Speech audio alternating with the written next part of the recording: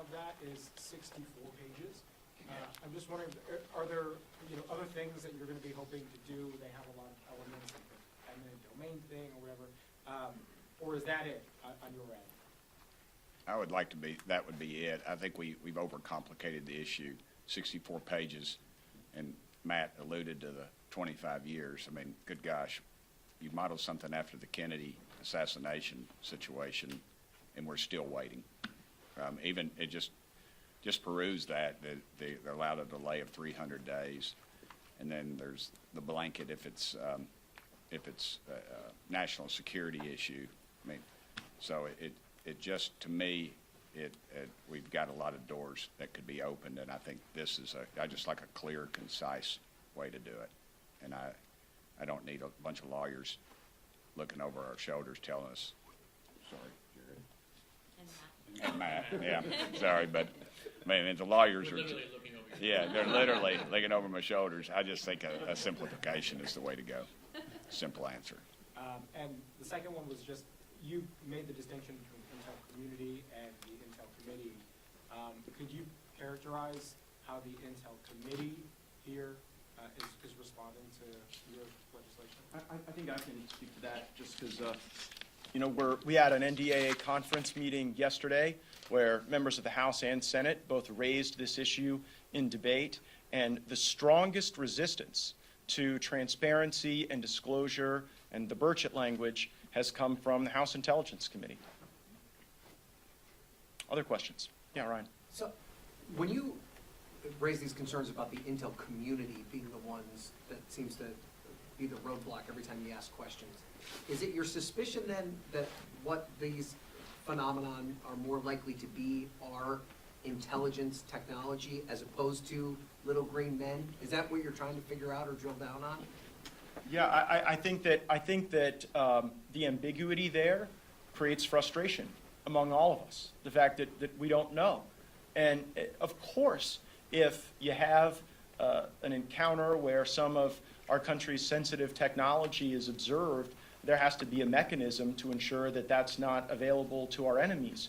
But that does not justify the multi-decade roadblock that we have encountered. And as you heard from Ms. Luna, when we've got unelected staff members limiting our access to SCIFs and to the types of briefings that we want to receive as elected lawmakers, it really raises questions about whether or not this is really the propriety of some of our intelligence assets or whether it's part of a cover-up.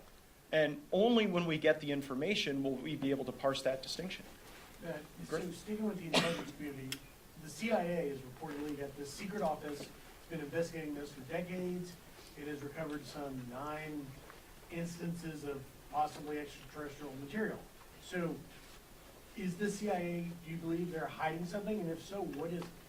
Well, I believe that the recalcitrance from the CIA and from the intelligence community may be animated by some of the cover-up that we have seen up to this point.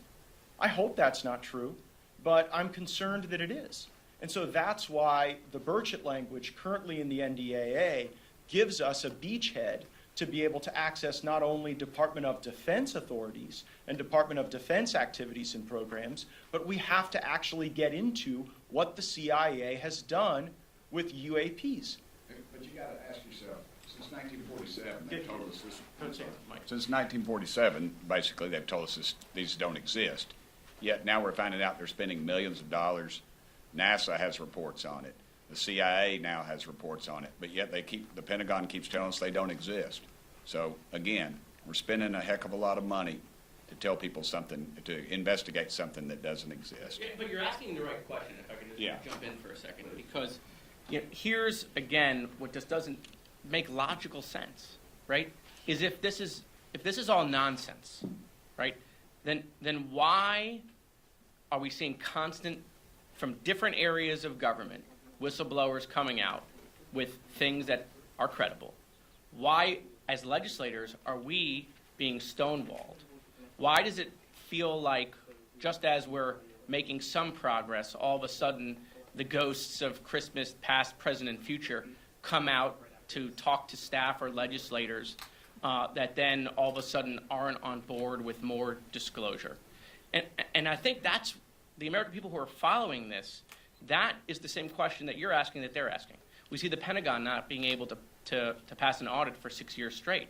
Grush testified under oath that, you know, part of these programs, these advanced technology programs, are being funded by overfunding programs in some areas of the budget or backdooring money. And so, again, we have been asking these questions, you know, from the financial standpoint and from the transparency standpoint. And it's, you know, Ryan, same question that you had.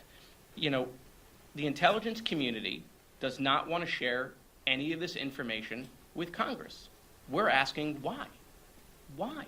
And that it makes it appear that there is a substantial reason why they don't, not an insubstantial reason, right? It's not just maybe it's one of our new toys, right?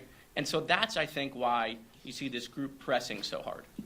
Yeah, if you go back to the hearing and think about what was said in committee, is that, you know, you're seeing this increased activity, yes, near military installation, yes, near conflicts, areas of operation, but you're also seeing it near our nuclear installations.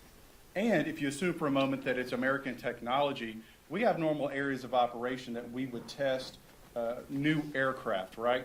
But it's now conflicting with commercial aircraft.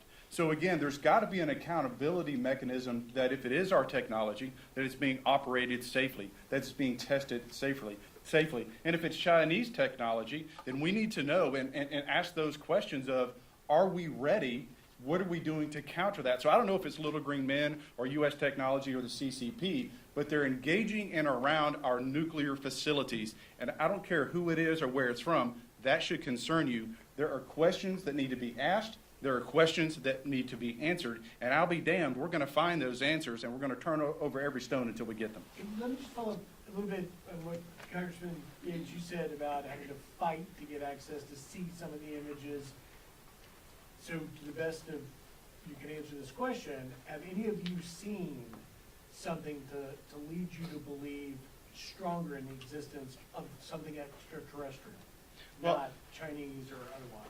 Yeah, I am hesitant to make that leap, but what I can tell you is that when Congresswoman Luna and Congressman Burchett and I were at Eglin Air Force Base, and there were hours of frustrations where they didn't want to let us see a photograph taken by a pilot during a test flight. When I saw the photograph, ultimately, thanks to Chairman Rogers weighing in with the Office of the Secretary of Defense, I can tell you it is of nothing that I'm aware of having existing in our arsenal of assets. And I'm on the Armed Services Committee for 7 years. I'm not unfamiliar with the things that we have at our disposal, and it was not something that I could classify as something that we would possess or a capability that any of our adversaries possess, because we also keep pretty close eye on those capabilities as well. So that leaves the question rather open.